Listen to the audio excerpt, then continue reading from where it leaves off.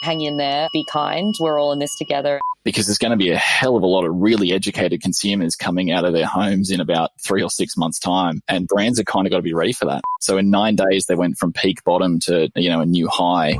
Welcome to Add to Cart, the podcast that Express delivers all you need to know in the fast-moving world of e-commerce. Every month, Nathan Bush from 12 High and an e-commerce industry expert will share the news, research and insights that you need to know to keep you at the top of your game. And of course, keep your customers adding to cart. Hello there and welcome to a very special episode of Add to Cart. My name is Nathan Bush, host of Add to Cart and strategist at e-commerce consultancy 12 High. We are living in strange and uncharted times. No one has seen anything like we are living through now in the early stages of COVID-19. Many retailers are being forced to make immediate decisions around their sales, their teams, and their future as the world combats this health, economic, and psychological impact of this crisis. And we're only a couple of weeks in here in Australia. There's a long road ahead. When this really started to take hold, I racked my brain to understand how we can help retailers find their way through it. How can I help retailers without just adding to the noise? There's already plenty of opinion out there, and no one truly has all of the answers. What I do know is that we'll all have to find our own way to navigate this according to our own situations. There will be no two situations that are the same. However, while no one has all of the answers, we can learn from each other and we can learn collectively. As a starting point, I've pulled together two of the best e-commerce marketers in Australia, Kate Collinson from Kate Collinson Digital Consulting and Craig Somerville, Managing Director of Reload Media. I've asked them to come on to Add to Cart to share with us what they are seeing with their clients and to share the advice that they are giving to a much broader audience. Both Kate and Craig were incredibly generous in sharing the trends from their clients so far, tactics they are recommending, and their outlook on what is coming. Listen until the end, and you can hear them answer some very specific questions from our listeners who posted in our social channels. Like I said, no one has all of the answers, but with a few heads together that have a view over a variety of e-commerce businesses, hopefully we're in a position to see the trends better than most. On a lighter note, this episode was filmed with everyone working remotely. We had microphone issues, tradies on roofs, and crying babies, all within 45 minutes of recording. Isn't it nice to know we're all in this together? Now, thanks to our partners at Shopify Plus, let's get into our special episode with Kate Collinson and Craig Somerville to explore the initial impacts of COVID-19 for Australian retailers. Kate and Craig, welcome to the Add to Cart podcast. Thank you very much for joining us at the last minute. Yeah, pleasure to be here. Pleasure. This is the first try conversation we've had with Add to Cart, so let's see how we go, along with babies and workmen and everything else that could happen. So yeah, we'll should try be interesting. Not to talk over each other. All right, we are here to discuss everything COVID-19, the impact on retailers, especially e-commerce retailers.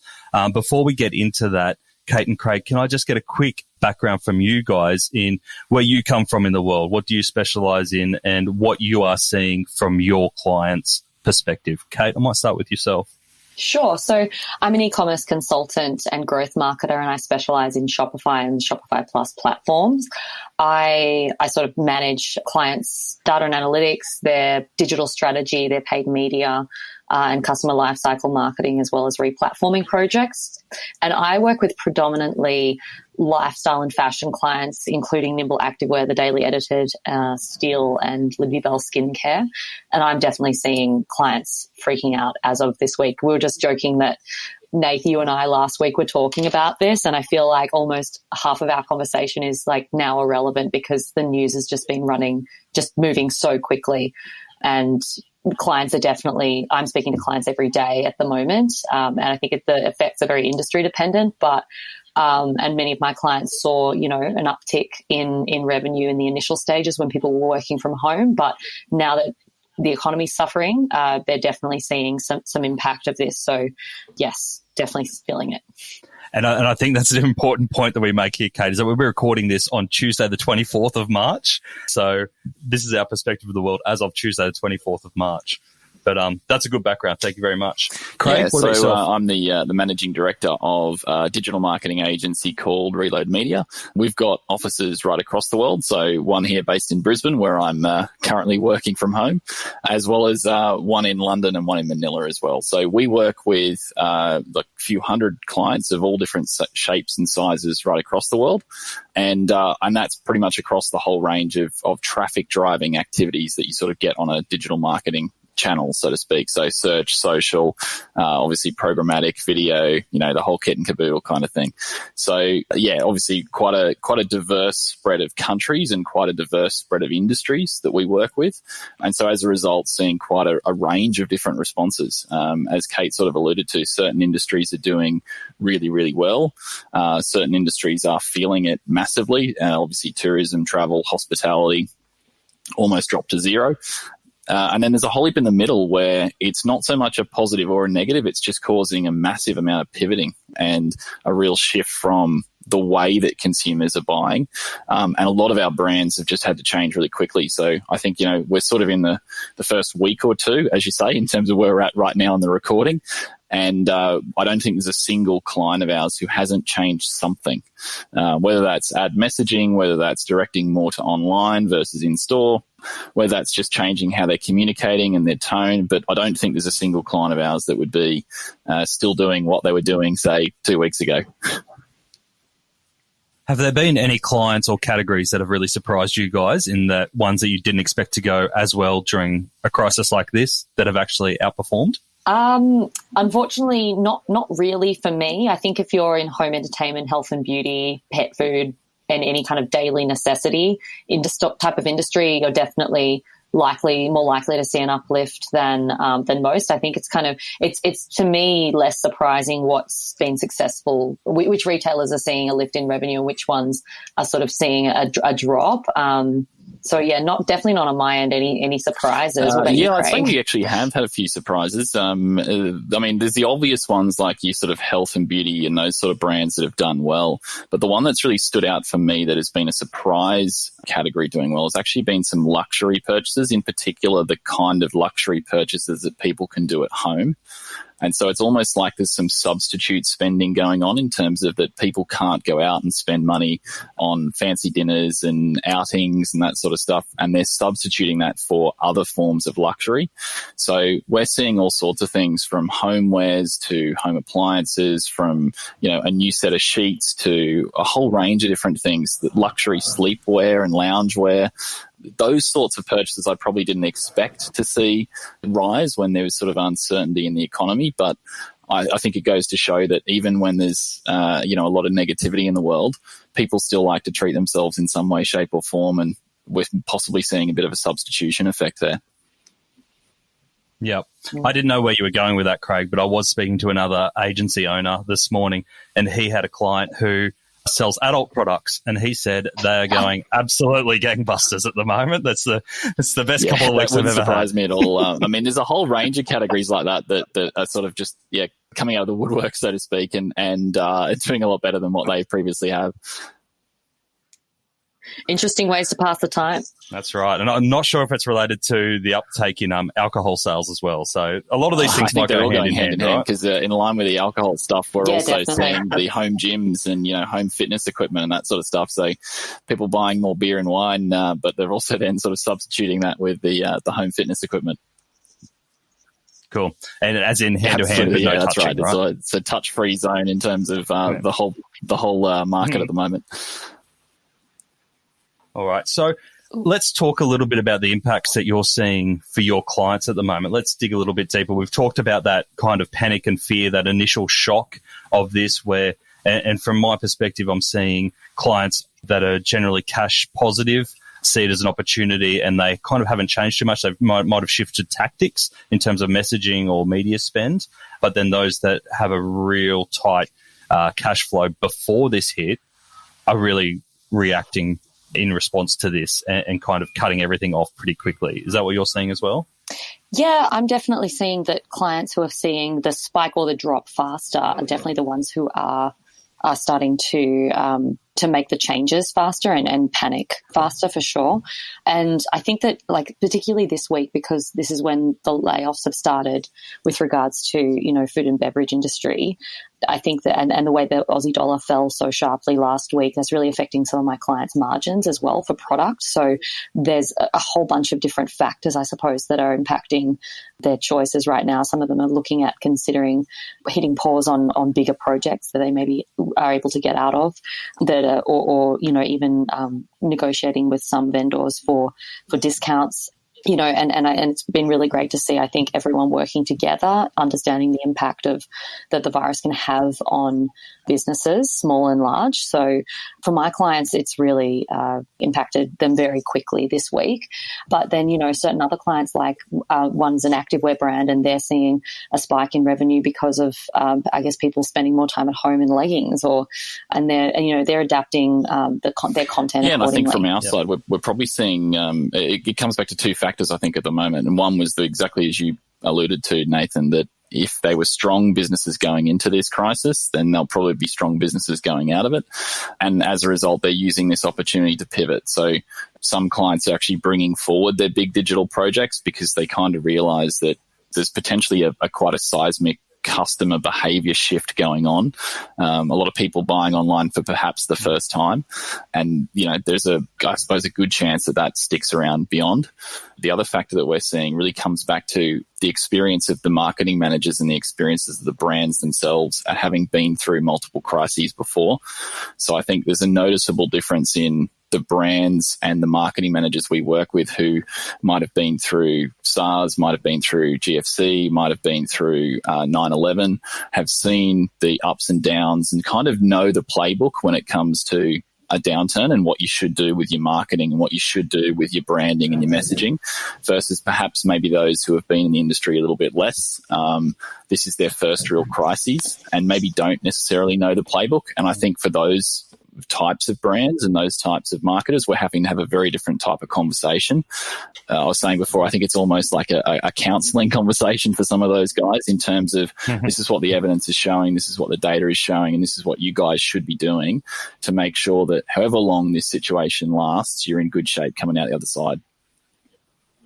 Yeah, no, it's a great point. So let's talk about that data. What do we know right now? So we are talking Tuesday, the 24th. What do we know? What do we know right now? We know that e-commerce is generally up. I saw some research the other day that e-commerce is up about 9% in the States over the last 2 weeks. Obviously, in-store is down significantly. Foot traffic is down about 10% in the States. What else do we know for sure is happening right now in the market? From an evidence perspective, we're seeing an awful lot. So as you alluded to, e-commerce is the big winner at the moment. Some of the stats coming out of China that are obviously a little bit further ahead of us in the crisis at the moment are showing multiple hundreds of percentages increases in certain categories. So Jingdong to home was coming out at something like 470% up year on year, which is kind of their home grocery service and that sort of stuff. Things like food delivery are in the 600 or 700% increases in the Chinese market. So it's an uneven growth rate, but across the board, e-commerce is definitely up, and we're seeing that. Current figures out of Australia are hard to get a handle on at the moment. I would say from search demand across sort of a diverse portfolio of our clients, I would say that e-commerce activity is up somewhere around 100%. So we're sort of about a doubling, and that's based on search demands at the moment. But that's not yet translating to a doubling of revenues at a broad level anyway. But we are seeing certainly some clients who are having absolute record months, and then others who are, obviously considerably down. So it's a real case of the have and the have-nots at the moment, isn't there? There's a huge divide. There's not much in the middle that I'm seeing. Yeah, absolutely. I think that some people are also, I read a report that whilst traffic is up, particularly I'm seeing across my clients on mobile in particular because of increased social media usage and people just at home more on the couch, but they're taking longer to make purchase decisions because they don't really know what the future holds for their for their job, essentially. So people are definitely, I think that's where sort of retargeting is important to spend your money when it comes to media, because it's about a longer customer decision-making I would agree cycle. massively with that. We're seeing in product categories where there is typically a long purchase cycle, it's really elongating. So your things like your property, your automotive, the stuff that is dependent both on a lot of research, but also general economic and market conditions, and as you say, job security and those sorts of things. So those sorts of product categories, they're typically longer purchase cycles already, and they're just going to blow out massively. And so what we've been recommending is doing a lot more of the content marketing, getting more articles in play, finding ways to capture these researching consumers, because at some point when things start to turn around, brands kind of need to be ready to communicate more proactively on the actual purchase side of things, because there's going to be a hell of a lot of really educated consumers coming out of their homes in about 3 or 6 months' time who have done more research on a product category than they've ever done in their life. And brands are kind of got to be ready for that. That's a really good point around that long lead time, because one, we've got more time and we're more concerned around the economic stability for ourselves. Is there, on the flip side as well, is there a more task-focused mindset for some customers in that, we saw it with the toilet paper rush. It's just, I need to get this. I need it now. Online's the way for me to do it. And it's just a task focus rather than a considered purchase. Right. I mean, we were talking even about, the way we imagine that Officeworks would probably have seen a huge spike in sales purely because of the immediate necessity right now, but query whether that's necessarily going to last after these initial 2 months. And, I have mates that work at Woolworths, and they've seen, huge spikes in sales, obviously, in home and beauty, but will they see that over the long term, or are they going to see a downturn? That's a really good point. So if you haven't got that task-orientated or that kind of pantry-loading behaviour now, you may have missed the boat on that, and it'd be best to kind of focus on those more considered purchases. Potentially. It's so hard to know at this stage. Everything's just so uncertain, and it's changing from day to day, week to week. What about in terms of spend? So what we've seen as well, some research coming out that ROAS on ad spend is actually holding fairly steady. It's a little bit down, like 0.14%, but CPM is down about 30%. That's out of the States based on initial data. What are you guys seeing around ad spend and efficiency at the moment? I definitely noticed about 2 weeks ago a drop in auction competition, particularly on social ads, because I think there are a lot of large brands that were pulling or reducing their spend. So for a lot of my clients, I was scaling where I was seeing ROAS increases, and for many, we actually did see an initial ROAS increase, which has since sort of dropped off this week as more brands start to go on sale to into panic mode, I suppose. But yeah, I've also noticed a bit of a drop in click-through rates for ads on social ads and Google as well, just in terms of, I guess, customers dropping consumer confidence and a desire to probably avoid ads to some extent. Yeah, same sort of trends. I think there's a couple of different factors at play for us on this. The first one is, as you say, there's more people online at the moment. So that's part of the reason why CPMs are actually dropping, because we're just there's a massive spike in the actual amount of time that people are spending online. And we're seeing this across social media. We're seeing this across YouTube. We're seeing this across a lot of platforms. And then, as you sort of said, that click-through rates are dropping a little bit. Part of that is because so many people are going to social media at the moment for the latest news or to see what, particular authorities might be posting. They're maybe not so much in the mindset of being open to influence from an advertising perspective. But yeah, same sort of thing. You've got, some advertisers pulling out of the auctions, which frees up more space for others. And that's part of the reason why, particularly with our recommendations at the moment, which we're trying to encourage people to make the most of that reduced auction competition, because all the research that is, and this is not just on social, but more broadly across advertising, shows that market share is actually at its easiest to pick up during a downturn. And that's basically because so many advertisers start to reduce their spend and reduce their competition, and consumer behaviors are changing so rapidly at the same time. And so those two factors mean that your opportunity to gain market share during a recession is actually easier than it is in the good times. Yeah, as long as you got the cash there. So we're sort of seeing a bit of a bear market in the media landscape. So with that in mind, that's a really good wrap up of what we're seeing. And like we said, this is still early, like evolving daily. What kind of tactical advice are you giving to your clients at the moment in terms of how they should respond?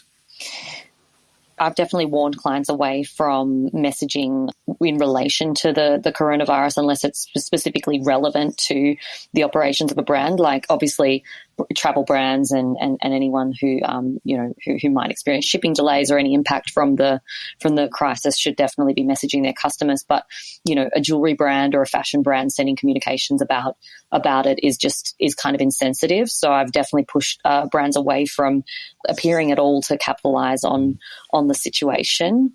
And then, I think live chat, implementing new features to pick up where store closures might be dropping the ball. So implementing live chat on site so that you can reassure customers around shipping times and maybe updating your shipping page to ensure that you're reassuring customers that delivery times are still accurate. I think there's a lot of confusion at the moment around how the virus is impacting the economy in general. And, I think that would cause a lot of cart abandonment from customers if they're seeing they're not seeing some kind of reassurance with regards to delivery times. Yeah, that's a really good point. I actually placed an Officeworks order last week, and it was for some headphones because my wife and I were both going to be working from home, so we both wanted soundproof headphones so we couldn't hear each other in our work mode because no one likes seeing their partner in work mode. But it was funny actually ordering on the site because I was comparing them to JB Hi-Fi. And I ended up going with Officeworks because I could get both in the one basket, the one same delivery, because one was Jabra, one was Apple. But Officeworks everywhere throughout the site said, be warned, be warned, be warned that this delivery could be late and that we don't know exactly when it's going to arrive. Even though it was kind of 1 to 2 days, I think, on the checkout, it was very clear that they were kind of saying getting ahead of the curve and being proactive, everything that we'd normally tell them to do. But I placed the order. I kind of thought about it, I almost went over to JB, but placed the order, but they arrived the next day, better than the actual promise. So I think there's also the thing of don't be overly proactive in the case of if you are a bit worried, but don't overplay the risk to customers because you could lose some sales if you are actually holding up. I think the other thing that we're certainly advising is it really depends on the brand itself or in terms of how to adapt. So for some of our bigger sort of more national brands, so to speak, I'm a big believer in the power of marketing for kind of good.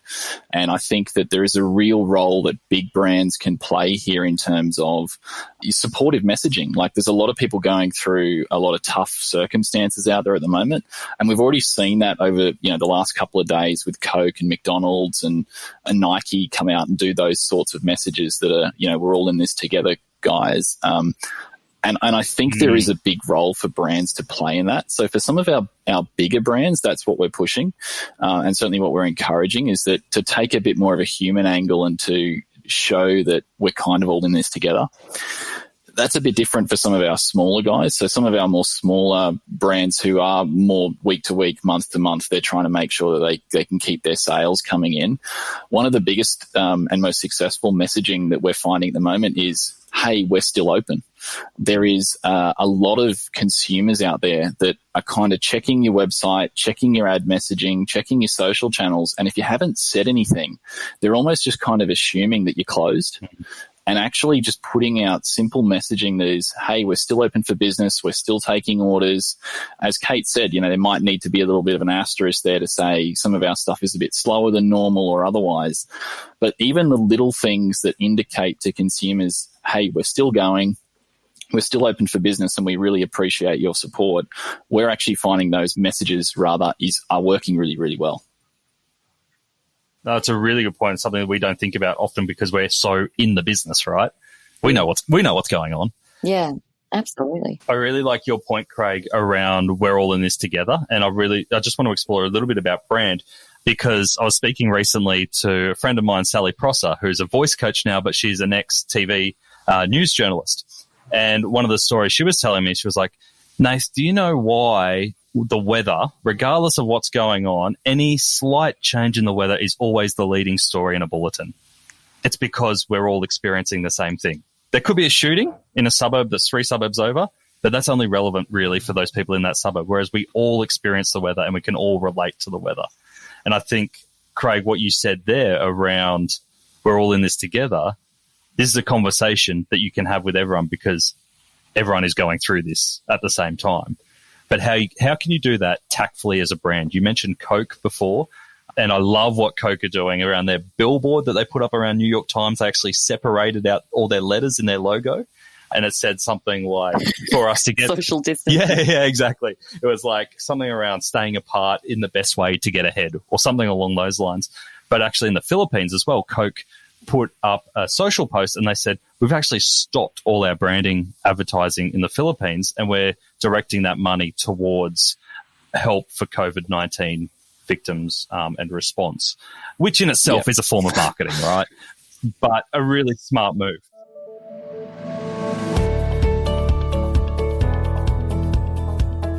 Shopify wants to let business owners know that they are with you. Business owners are at the heart of Shopify.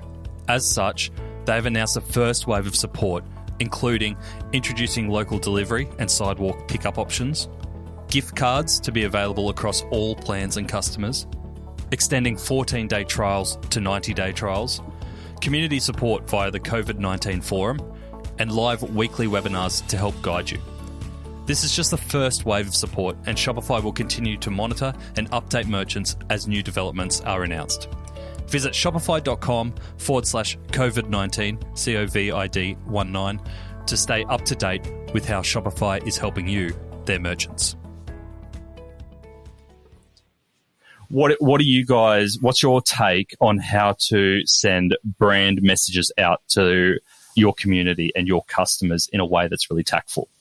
I think for most, it's about providing value to the customer that's like real and tangible. So, and it's really relevant to the brand. So, for example, one of my clients is Nimble Activewear, and they're actually engaging influencers to create at-home workout videos so that people can still be active at home. So whilst that's not a direct kind of sales message, it is sort of providing value to their community in this time of need. So I think that as long as brands can keep whatever sort of brand marketing or relevant activity on brand and relevant to their specific community, then it's definitely going to create value for them. I think for us, it's, or certainly what I like to recommend is it's got to be authentic. I think the consumers are so good at spotting when a brand is jumping on a bandwagon or just trying to ride a wave, or and it doesn't feel right. You know, Nike has a history of activism on behalf of, you know, certain causes and those sort of things. So when a brand like that decides to put out a message around the coronavirus crisis, it kind of has something behind it. It's not like a flash in the pan. It's not something that they've just decided now because this is the issue. It's something that they've done for a long period of time. And I think, therefore, it comes across as a much more authentic play. And I think that the brands who are going to do that and put out those messages on a more public setting have got to be the ones that have got a good history of doing so, and that it just doesn't feel like it's a shameless publicity grab. Yeah. Here's one for you that I'm really conflicted on, right? So Dettol have actually made a TikTok campaign with a dance around how to wash your hands, trying to get TikTok users to replicate the dance. Now, obviously, Dettol isn't a brand that we're thinking about often before this, but bloody hell, we're thinking about them a lot now.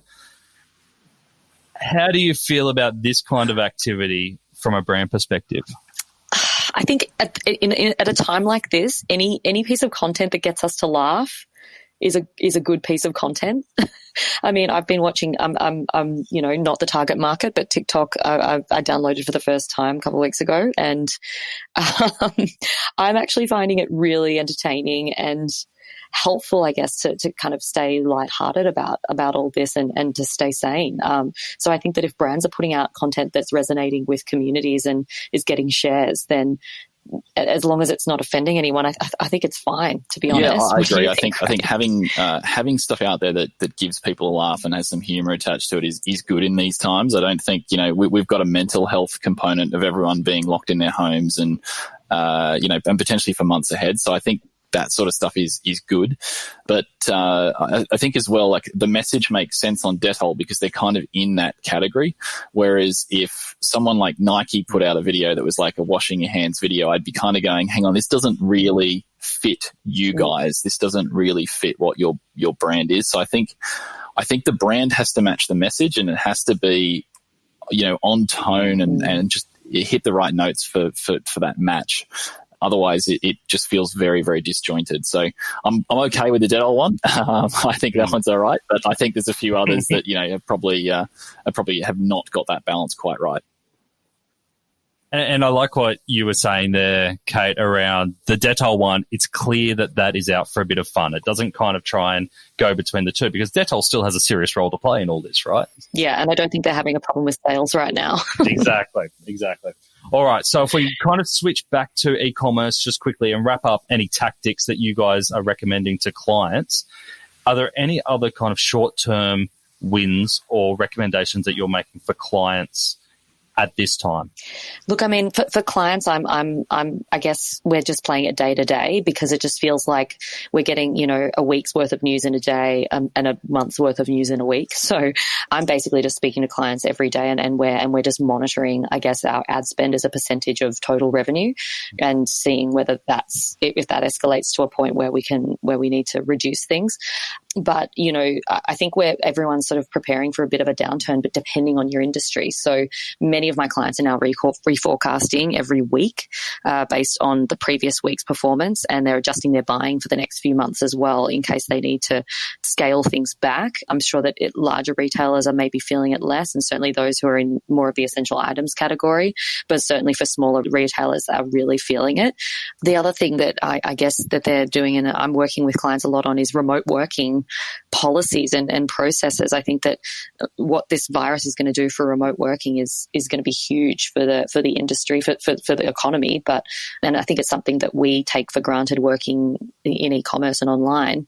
But a lot of industries are really having to get their heads around very quickly remote working policies and tools to use. So I think that the smaller, more nimble retailers actually are thriving in this environment of the work from home, where they're a little bit more familiar with work from home. Yeah, so from our side on the tactical front, the biggest thing we're trying to do is to get people ready for what's going to come tomorrow. And obviously, as Kate said, that's really hard to predict, but we do have the advantage in, say, the Australian market that we're about 7 days behind where the UK is. We're about 8 weeks behind where China is. We're about 6 weeks behind where Korea is.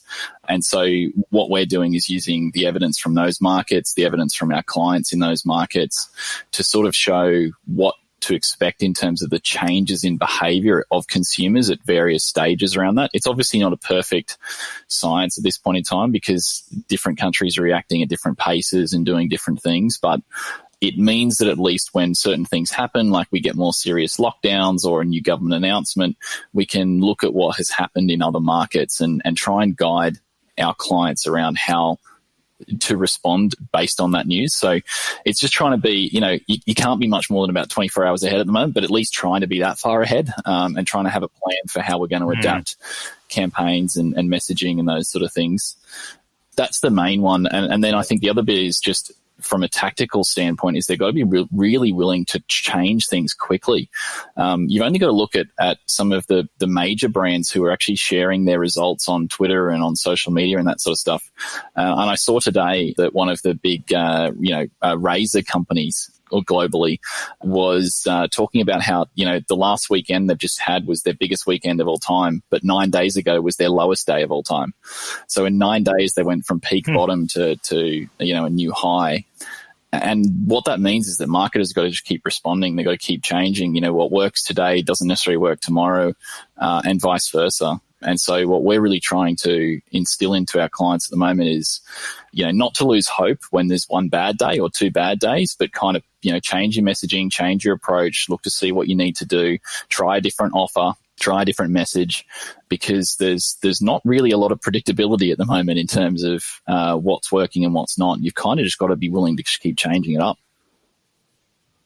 Yeah, absolutely. And I think as well with those longer purchase cycles that we're going to see that returns on ad spend, for example, are not necessarily going to be seen, beyond a 7 to 30 day window. So ads, I think brands need to be careful when they're looking at daily revenue too closely. And really focus more on the week to week as well as the month to month and just prepare for the worst, but not necessarily expect. And that's opening up a whole new conversation on attribution models in the time time of a major recession, and I don't think we've got time for that, or that's a whole new podcast in itself. Probably not.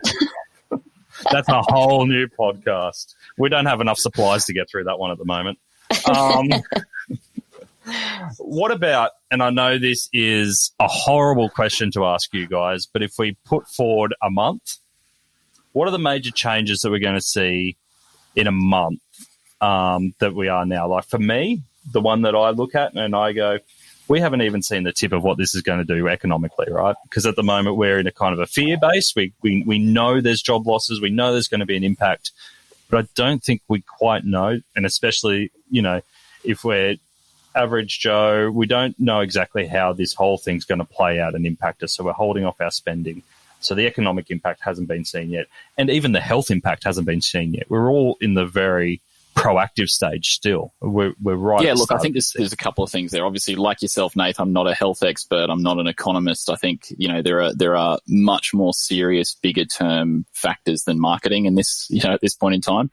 There's a health crisis first and foremost, and then there's an economic crisis that's going to follow. And those two things are going to have to be dealt with before, the sort of the marketing comes through. From the bit that I am, I suppose, across, which obviously is the marketing and consumer behavior side of things, I think the biggest thing we're going to see is a continual shift towards digital purchasing, online purchasing, researching online, more time spent on mobile devices, more time spent on tablets. Those trends were already happening before any of this started.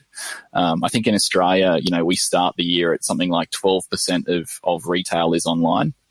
We're potentially going into a period where for the next 3 or 6 months, 80 or 90% of retail could be online because people may not be allowed to go to the shops and able to go out. And the only brands that are going to get footfall retail sales are going to be groceries and pharmacies and petrol stations, and everybody else is going to have to be 100% online. So we could be looking at this as a major consumer behavior shift.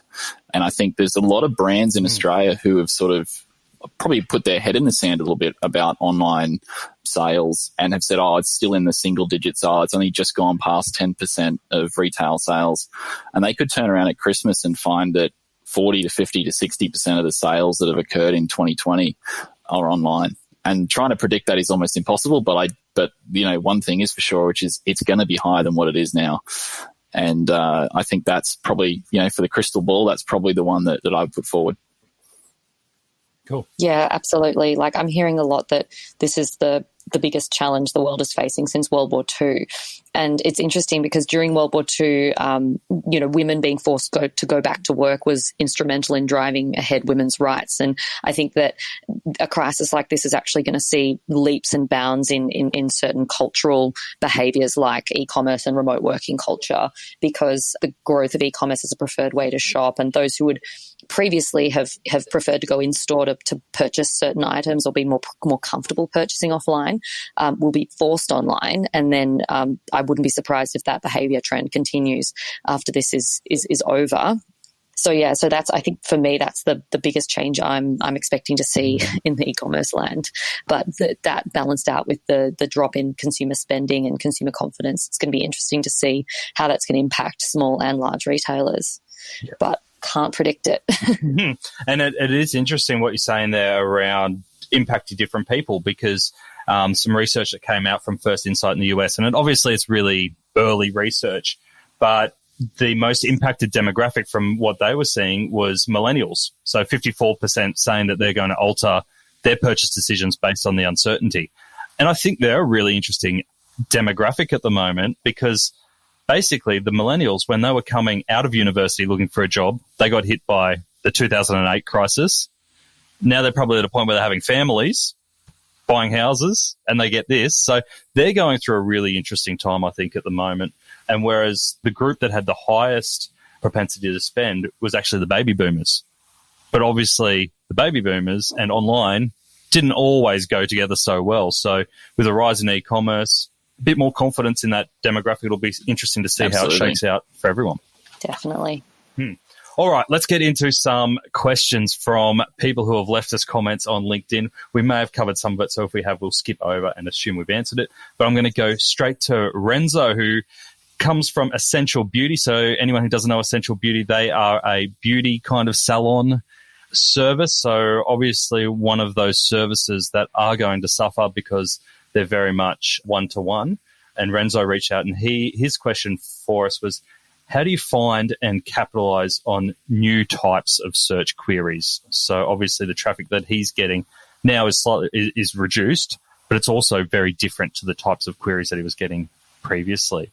What would your advice be for Renzo? From a search intent perspective, this is, if we're talking about two different things here, we've got an opportunity with SEO and with the organic side of things, and then we've also got the paid stuff.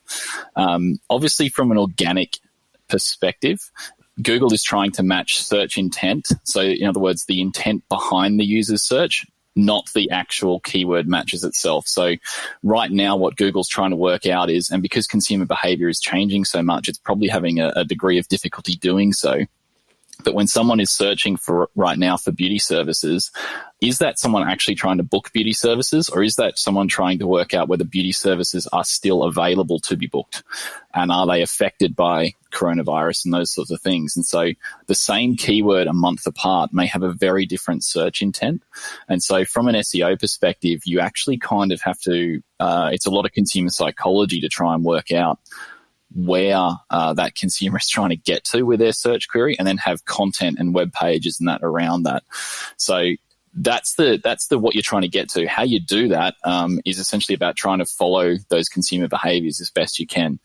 Look at things like Google Trends, look at things like the breakout search terms, start to have a look at what the news cycle around various industries are posting about, and that gives you a bit of an indication. But yeah, particularly with SEO, it's a bit of a moving beast. Obviously with paid, a little bit easier. You can just start to throw those keywords into your campaign, have a bit of a landing page around that, and then capture them that way. So a little bit easier to respond in a changing market, shall we say, from a PPC perspective than what it is from an SEO one. Is it worth putting a lot of time into SEO tactical changes in response, given how quickly this is moving? It depends if you think that change is going to stick. So there are certain consumer behaviors, as we've just talked about, that we think are going to stick around long beyond this immediate crisis. So if you're investing in content that you think is going to be helpful for you over that long period of time, absolutely. But if it's something that is, you're trying to get ranking on the current state of any particular coronavirus lockdown in any one particular country, that's probably going to move too quickly for you to really get any sort of traction out of it. So it's sort of picking and choosing what's the smart stuff to invest in on that front. Cool. Yeah, definitely. I'd back that up with like PPC for short term, SEO more for long term or short term gains you're relatively confident in achieving. I think this could be a great time for brands to put their heads down and look at their SEO over the long term, over this quieter period, because it's something that some brands neglect, to be honest. I mean, a lot of my brands certainly do. And I think that, if Google Trends, Google keyword research, there's a whole bunch of different tools out there that you can access to get that information around the keyword data. Yep. Awesome. Kate, I might throw the next one at you. This is from Sean at Swanky Agency. So Sean asks, what with somewhat unknown lead times, what should retailers do from a marketing perspective with dwindling stock and no fixed time frames on incoming inventory? So I'm really interested in your perspective from a fashion perspective. Yeah, I'm definitely seeing this across a lot of clients at the moment, is that whilst China is coming back to life production wise, that because buying is so many months out, that brands are aware that they're going to see a stock problem in a couple of months' time. So a lot of my recommendations to brands have been to extend your content as long as possible. So try and back up as much content as possible, knowing that newness might be a little bit slower in the fashion market side of things. I think as well, knowing that lead times are longer, it's all about retargeting. So if consumer decision making is going to take longer, then make sure that you're maximizing your retargeting. Obviously, not to a level of spam, but making sure that across social ads, across Google, whichever other retargeting platforms you're using, that you are dedicating spend there, because not only is that going to be your easiest audience to convert, but they are taking longer to make decisions in this market, and it definitely means that retargeting will have to widen a little bit in terms of both the amount of budget you have to dedicate to it and the amount of I guess the window of retargeting you choose to in terms of audience targeting. So in terms of the stock is a really tough one at the moment, because with the falling Aussie dollar, stock's not only in lower supply, but it's becoming more expensive. So that means you also have to get a really good handle on your return on ad spend. So I guess a lot of brands are really dedicating most of their budgets at the moment to platforms where they can measure that on a day-to-day basis or a week-to-week basis. So understand what cost per purchase you can justify as a business alongside your margins, and really get a good grasp of that, because if you know what your limit is, then you'll know when you're able to scale certain campaigns when you see performance. That's great. Thank you. Yeah, I was going to say from a tactical perspective on dealing with the out of stocks, I think one of the clever ones I've seen is that for sites or for stores that are having issues getting stock in, because as you say, supply chains are backed up, they're starting to come back to life, but we've got a bit of a lag time on that.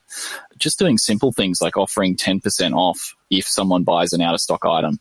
And there's a couple of different factors here, because we're seeing this across the board. Consumers are wanting to support businesses they like. So they're going down to their local cafes and they're buying gift cards, or they're, making sure they get an extra takeaway coffee. They're trying to support businesses who they know are doing it tough. So if you're one of these retailers and you can sort of offer discounts for people to purchase now, it means that you're getting the cash flow, but the consumer's getting a little bit of a discount. And if they have to wait 6 weeks or 12 weeks or something for that product, it's kind of everyone's still getting something out of it, and the wheels keep moving from an economic standpoint. So little things like that, I think, can have a big play. And if you're a brand that is struggling, I actually don't think it's a terrible idea to be communicating that with your customers, because I think that there's a lot of people, if they are loyal customers and if they really do like the products and services that you're providing, they're kind of willing to help out a little bit during these tough times. And there is a marketing angle there to use if that's legitimately the situation you face. Yeah, good call. I think in this climate as well, when we're seeing so many retailers start to collapse, big ones that we don't even necessarily expect to, like Kiki K. I think Tiger Lily collapsed yesterday. I think consumers actually want to know this. They want to be able to support the retailers that they care about. So I second that. I think that transparency is actually really important in this time, and transparency with your customers is going to be appreciated. I saw a really cool example out of New York, and what they've created there is a consortium of restaurants who have basically come together for what they've called dining bonds. So you can buy, just as bonds would work, you could buy $100 to use at one of the restaurants, but you probably won't use it till September, October, November. And if you buy $100 now, it's worth $120. By that time that rolls around, that we can all go out and spend at restaurants. And I thought that was a really nice way, because people are buying into that, right? People are going, yeah, I can understand that cash flow is key for you guys, and I will use it later. So everyone wins. Yeah. Super smart. All right, last question from Lloyd Shanks. So Lloyd asks us, given the heightened anxiety and a shift to online, what should we be doing to boosting customer service? I know we mentioned live chat earlier. Is there any other tactics that you guys are seeing to help reduce that anxiety for customers? I think it's about communicating effectively with your customers across all channels. So that transparency and authenticity of messaging across social media and email, making sure that you're addressing concerns that customers are likely to have at each step of the purchase cycle. So that could even be looking at your flows, in email flow, automation flows, and checking that content is relevant in this season. I mean, a lot of people sort of set and forget type of communications that we often forget about. So definitely worth considering that. But other than that, I think it's about live chat. It's about picking up where stores, if your retailer previously had stores that where customers would go in and touch and feel the product. Is it a matter of providing other opportunities for customers to have that in-store experience online? So installing video and maybe producing some video or even just, very, very simple slap bang videos that you put on social media to help customers access that in-store experience that might be lacking now in the online environment. Yeah. Yeah, we still got to create an environment, don't we? We still got to talk brand. We can't just give it all I up. think the other thing to add to from a customer service perspective is to just be very empathetic about it. And we've seen that. I think some of the banks have done a really good job of that. We don't normally give the banks credit for that sort of stuff, but they've been very quick to update their customer service approaches. The messaging they're putting out, the way that they're responding through the call centers and the emails and the live chat, because they're overwhelmed in terms of the numbers of people who are now trying to sort out things. The same with the airlines, but I think that a lot of the responses have actually been quite good in terms of the empathy that they're bringing across in that sort of stuff. And I think it's important, depending on where your brand fits in all of that ecosystem, but I think it's really important in amongst all that there are a lot of people who are going through some really tough times at the moment. And as I said earlier, I think brands have got a role to play in that, and customer service is one of those angles where you can have a really big direct impact on a consumer just in the way that you engage with that person in a particular interaction. Yep. Brilliant. I think that's a great point to wrap up. You guys have been so generous with the knowledge that you're sharing to your clients, and I know you're so busy at the moment, so appreciate your time. As we wrap up, what is the one final thought or one final tip you want to leave listeners with? I think on my end, it's just hang in there. I think be kind. We're all in this together, and take it week to week. It's very hard to see where this is going to end up in even a month's time. So I think we all just need to treat each other with kindness and compassion. I echo those sentiments massively. I think support each other in terms of this. We've got a long way to go from a health perspective and from an economic perspective, and we're going to have to work together, I think, as a society to get through that piece of it. But then for the business owners out there and the e-commerce brand managers and the marketing people out there, it's to not lose hope. Consumer behavior is going to go all over the place, and we've kind of got to stay positive and keep looking for where the opportunity is coming from, because it will eventually end. However bad and however long this goes, at some point it's going to be over. And it's sort of like maintaining that hope, I think, and positivity for that moment. Great points. And just to back all that up, I think we're in uncharted waters, right? So we can sit here and we can say what we're seeing, we can say what we think, but none of us have been through this, at least to this extent before. So every business, I think, has to make their own decisions, but you have to make them quickly. And speed to the response is quick, but the underlying basics of retail and e-commerce don't change. Essentially, customer behavior, customer mindsets will, but keep focused on those underlying retail and e-commerce fundamentals and keep them strong. All right, Kate and Craig, thank you very much. Where can people find you if they want to chat further? Kate, I might start with yourself. You can find me at my website, katecollinson.com. And for me, obviously, you can get us and the agency through reloadmedia.com.au, or you can get me personally on LinkedIn or Twitter. Beautiful. Thank you very much, guys. Appreciate it. Good luck out there. Thank you. Thanks, Nathan. Thank you. I have two hopes for this episode. The first is that it is still relevant for you by the time it goes to air. The second is that there are at least one or two practical tips that you can take and immediately apply to your business. The key takeouts for me were the insights around longer purchasing lead times for our customers, lower auction rates for social and search ads, and overall reiterating that the spike in e-commerce conversion and revenue is the same that I'm seeing across many categories. It's not all roses, but we are fortunate to be in an industry, the e-commerce game, where opportunities will present themselves if we go looking. I dare say that this won't be the last COVID-19 related episode that we do. If you would like us to explore the impact from another angle, please let us know via social or email hello@addtocart.com.au, and we will see what we can do to explore it further. This is not going to be an easy year. Reiterating my advice at the end of the episode, make quick decisions, do the retail fundamentals well, and don't stop looking for new opportunities. But most importantly, stay healthy. Look after yourself and look out for each other. Know that we're all in this together, and don't hesitate to reach out to this wonderful Australian e-commerce community if you need help. I'm happy to connect you or just join you for a virtual beer. Until next time, keep your hands washed and keep adding to cart.